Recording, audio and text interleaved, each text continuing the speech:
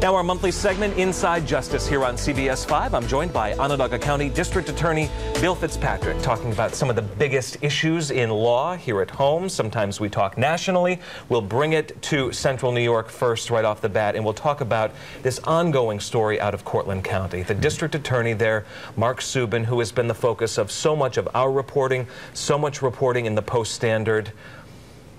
He lied to Jim Kenyon. He lied to a Post-Standard reporter, John O'Brien, initially about his past in adult films. What do you make of this story? Is this a story in your estimation? It doesn't really bother me that he lied to John O'Brien, considering the amount of lying that he does. But in terms of Jim Kenyon, Mark probably should have been upfront and said something to him. Either no comment or, Jim, I got to talk to you off the record. I talked to Mark. He used to work for me. And he doesn't plan to resign. And I talked to him about that. And as long as he can function as DA, my sense of the people in Portland is that he's doing a good job as DA, and they'd like to have him stay on. What do you mean, if he is able to function? Who decides that? If you walk into a courtroom and you're trying the case, or you're trying to persuade a judge or a jury, whatever it may be, you need to have your own credibility. And it would be very difficult for Mark to try a case right now based on what has happened. 6 months from now, I don't think it will be a problem for him. I think people will realize that, look, what he did was legal. It wasn't something you'd want your son or daughter to be involved in, but it was a long time ago when he was a struggling actor trying to put, pay his rent and put food on the table. So. Lying to a reporter does not discredit you to such a degree that you can't be a district attorney? Or President of the United States. I know where you're going with that. Yeah. We'll leave that there. We'll switch to the Bernie Fine case.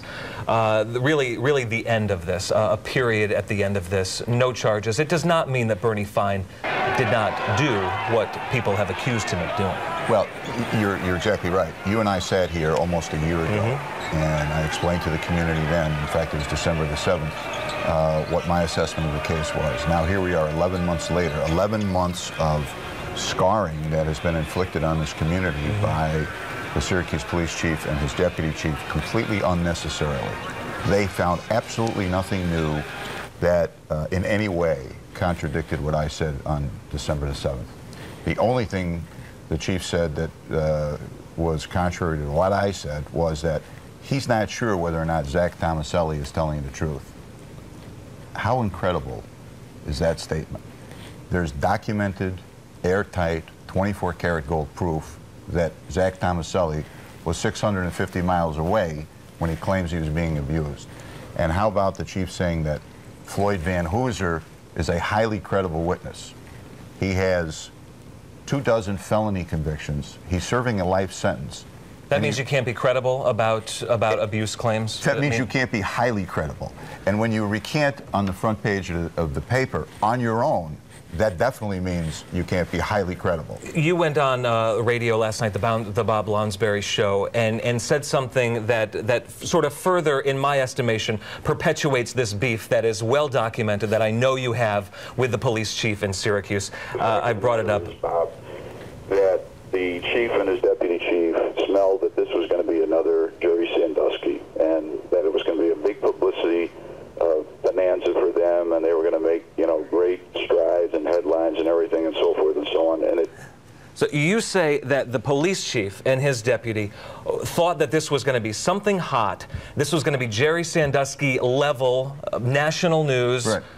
And so they wanted to hold it, not turn any of the case over to you, not bring you in for whatever expertise you might offer and your staff might offer.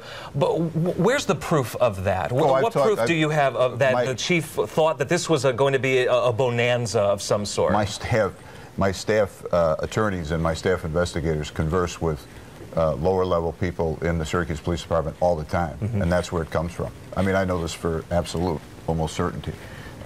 They thought that this was going to be a big scandal involving the district attorney because of my incredibly close relationship with Bernie Fine, and the chief was going to use this to embarrass me.